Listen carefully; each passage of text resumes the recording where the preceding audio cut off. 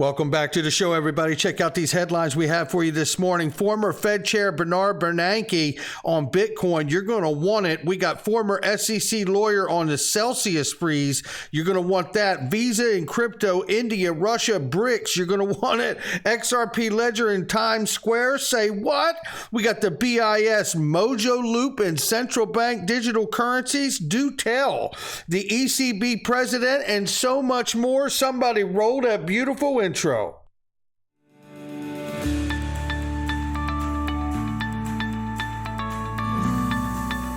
Digital Perspectives with Brad Kimes. Come on in.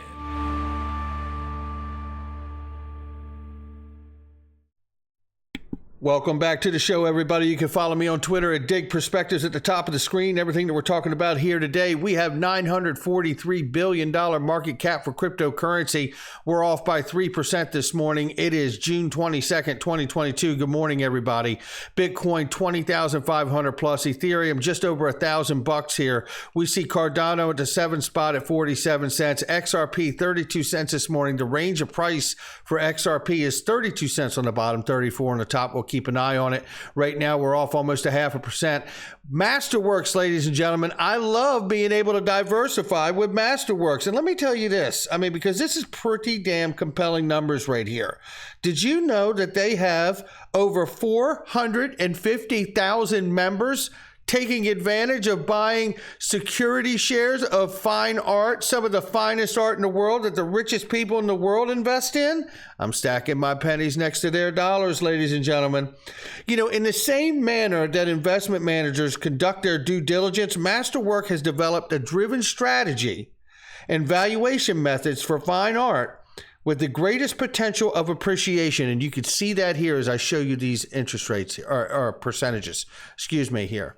These gains in similar works. Nothing is guaranteed, but these are remarkable right here. And what a great way for me to hedge my portfolio. I love working with them. I love being a customer even more. And I got a link underneath the video. Make sure you check it out. Now look at the staggering numbers here. And we got to get to 68,000. We need to get to 100,000. And I think we can actually still do it.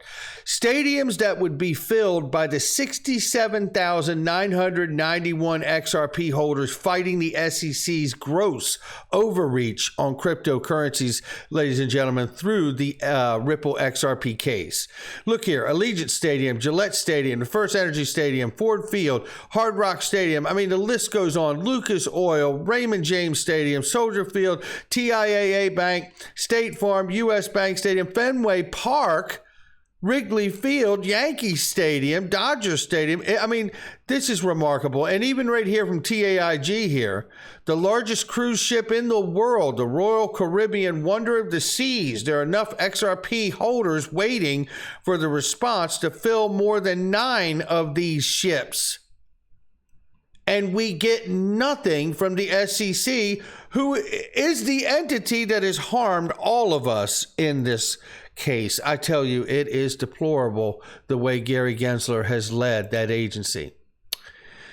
USD Tether, I keep asking the question. Let's start right here with Mr. Intuitive. Shout out to you, Mr. I.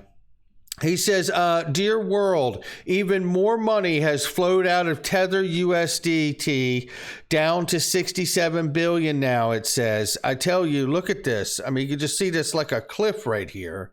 This is the concern. And if you go one step further, I don't want to see anything bad happen to Tether. I'm just reporting and sharing my digital perspectives on what I see looking at the fundamental news.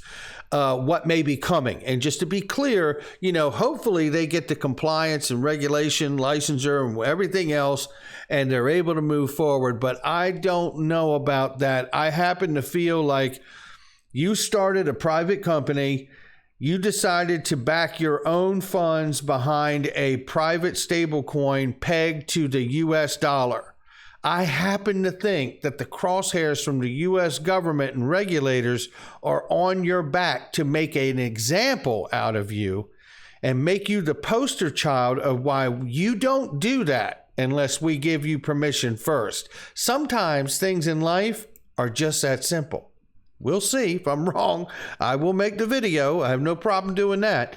Here right now we see former Fed Chair Bernard Bernanke sees no value in Bitcoin. I think there's some more tea leaves to be read in this too. And he says gold has underlying value. You can use it to fill cavities.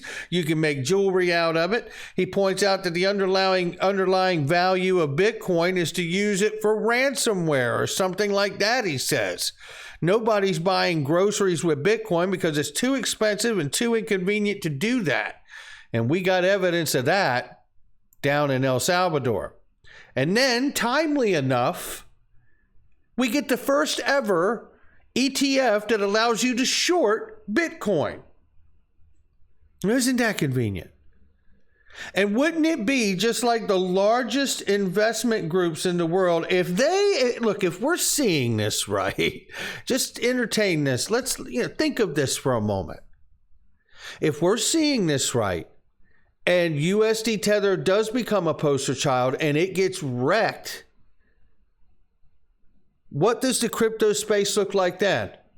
And a Bitcoin ETF short would be a huge play in that kind of a scenario. No, I'm not taking advantage of it, and I'm not telling anyone to take advantage of it. What I see here is the potential play for the larger investment firms to take advantage of it, because they may know that something is coming. You never know. We'll see. Again, former SEC lawyer says the problems at Celsius Network will prompt the federal regulators to increase their oversight over crypto. Not exactly walking out on a thin limb there.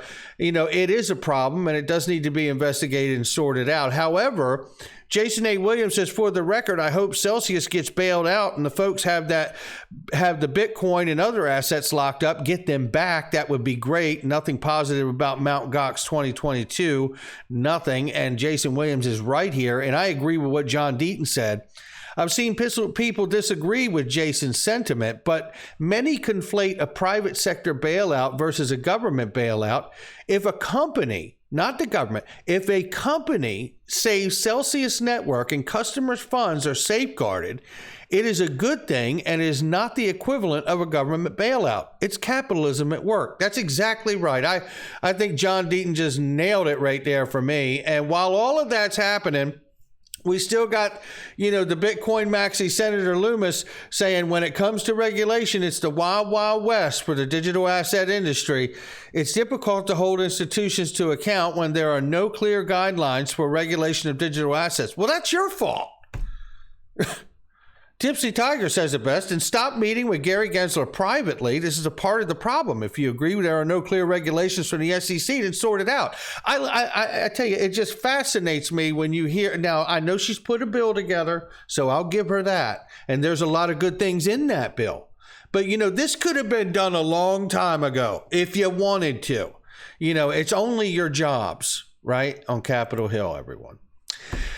Visa including pay with crypto or purchasing crypto through Visa-enabled outlets. Besides, it also allows users to receive their cash back in Bitcoin. Now, this is a pretty cool product right here, and it starts in the LATAM region. It says Visa steps up its crypto efforts to bring crypto payments to larger customer base in Latin America and the Caribbean. Visa has partnered with some local fintech startups in LATAM that offer interesting cashback offers on crypto spending. Now, let's shift gears a little bit. We know the Russia-Ukraine conflict. We know the SWIFT sanctions, right? Well, they're obviously not really working, right? Indian government has asked state oil companies to buy up huge volumes of cheap crude oil from Russia, which is their huge natural resource out of Russia. BRICS continue to work closely together. You better keep an eye on it now. I tell you, on Monday, all of the adverse effects of all these SWIFT sanctions, Russia's ruble has risen to its highest level against the US dollar since 2015. The sanctions are meaningless. That's what we get out of that. People are in a war conflict, running for their lives, scared for their lives. Some have been killed already, and yet they're acting like these sanctions have actually done something. You see the effects here. This is the effects. The Russian ruble has risen to its highest level since 2015 against the US dollar. Are they really interested in solving it? Anyway, the XRP Ledger is at Times Square in New York. They're interested in solving that. And that's based around the campaign for building and minting on the XRP Ledger for your NFTs. Great pictures from Emi Yoshikawa. Thank you, Emi, for sharing this. Look at that. Isn't that a thing of beauty right there? It really, really is. I love it. Nearly zero transaction fees. Come on in. I mean, you just can't beat it. Build on and mint on the XRP Ledger. Hey, this is a wonderful, wonderful thing. Here's one more picture I have for you here, showing it in the evening. The ledger never sleeps. That damn right it doesn't. Change is going to come, and we've been watching and reporting on it for years. But if I can assure anybody of one thing that I'm really certain of, when they do it, they will do it very quickly. They will not mess around. There have been a lot of reports. We see even more of that here from the BIS in the recent report they released. Wholesale, retail, central bank digital currencies and advanced payment systems. And advanced payment systems will be a part of the diverse ecosystem that best serves the public interest. Innovation is rooted in trust in central bank money. Advanced payment systems. Well, that's exactly what we are. And when you look at this, there's no sound to hear on this video, by the way. But when I look at this and see private sector PSPs, I see Ripple, XRP, and Stellar XLM sitting right there. That's what I see. Now, am I speculating? You're damn right I am. But that's why I'm here. I'm here to speculate. That's why I'm here this early. The Bank for International Settlements says central bank digital currencies poised to be the foundation of the financial system. Yeah, here it comes is right, Gold Telegraph. Great tweet. It is coming. And I'm telling you, there's more news here. Ripple partner from its inception, Mojaloop Foundation. Like them or not, Bill and Melinda Gates here. And they get what they want, don't they? Like them or not. Exciting news, they have launched Mojaloop's CBDC Center of Excellence in Singapore to explore CBDC technologies, and Mojaloop OSS can drive financial inclusion at scale. You know how they can do that? Can I just show you how that they can do that? The world is moving to a real-time instant settlement, and it will be here in the not-too-distant future. Take a listen of this video that I reported on about a month or so ago. Take a listen here. The world is moving towards real-time settlement. And now, with the advent of central bank digital currencies, it will become reality in the not-too-distant future when no liquidity will be required to be positioned in a receive market ahead of time. Now, who have you ever heard talk in the digital asset space about not having to pre-fund Nostro Vostro accounts, eliminating pre-funding of accounts? There is only one, and I've done the work, and I know you have too, and it's Ripple talking about XRP. An open regulated global payment internetwork sits above all existing networks and will pass through account addressing and tokenized compliance to all existing and new regulated payment networks. And here you go right here, and take a look at it. Swift, MasterCard, CeeLo, Ripple, Stellar, Visa. They're showing you the heart of it right here. And now Mojaloop's going to have a CBDC center too. I bet you that's to integrate the CBDCs that are going to be used on the retail side as well, so they can have them worked into this system on a upper tier level, so it can all interoperate just the way it's supposed to in the new financial system. All data will be encrypted and no data will be stored. This is not designed to replace any existing networks. The goal is to connect all existing and new networks to form one global inter-network. There you have it right there, ladies and gentlemen. That's what we're talking about. And that leads us to this. The most recent remarks, I'm not going to play the video because I don't want to go too long today, but where ECB, European Central Bank President Christine Lagarde really urges more action sooner on the MiCA regulation, MiCA 2.0 as she refers to it, that covers staking, lending, and DeFi and crypto assets without an identifiable user. She's talking about that because they had the potential to pose real risk to financial stability. She wants to move that up instead of 2024 and to have it done sooner. And let's talk about this. How incredible is this? Jerome Powell, rapid changes taking place in the global monetary system that may affect the international role of the U.S. dollar? If anyone is aware of what they say and has the power to move markets, it's Jerome Powell. You don't make a statement so brash as this as the Federal Reserve Chairman unless something is actually going to happen. And I believe it's this. All these tests from the BIS, the central bank of central banks, if you're not aware. And they may use a combination of this. Maybe it's Quant in some areas, maybe it's XRP, Ripple, and maybe it's Stellar and some other. There'll be, I think, a handful of protocols that are going to be used to make this all come together. But I tell you this, one of these times, these reports won't be about experiments, testing, pilots anymore. It will be, and this is what we've decided to go with, XRP, XLM, and maybe a few others. And it will provide us with a moment because I clearly believe that we will see this kind of a moment take place. We started building RippleNet with the thesis that crypto liquidity would eventually be able to support robust global payments, large payments.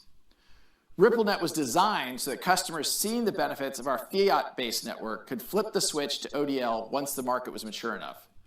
And this is exactly what's happening. And that is exactly what's happening. And as I look to the idea and understanding that the FedNow chief executive, Mark Gould, told us that FedNow domestically is going to go live with instant settlement by next year, 2023. I see the real domestic liquidity pool for stable coins and CBDCs to really fill up with water. And I believe with the launch of the Euro stablecoin supposedly before this month ends, according to Jeremy Allaire and Circle, you're going to see the liquidity pool in Europe start to fill as well. And that will set the stage to do much larger international cross-border payments using a bridge currency like XRP. And that, I believe, will bring us to a flip the switch moment. Make sure you hit the like and subscribe, leave a comment below, share with somebody you know. I'll catch all of you on the next one.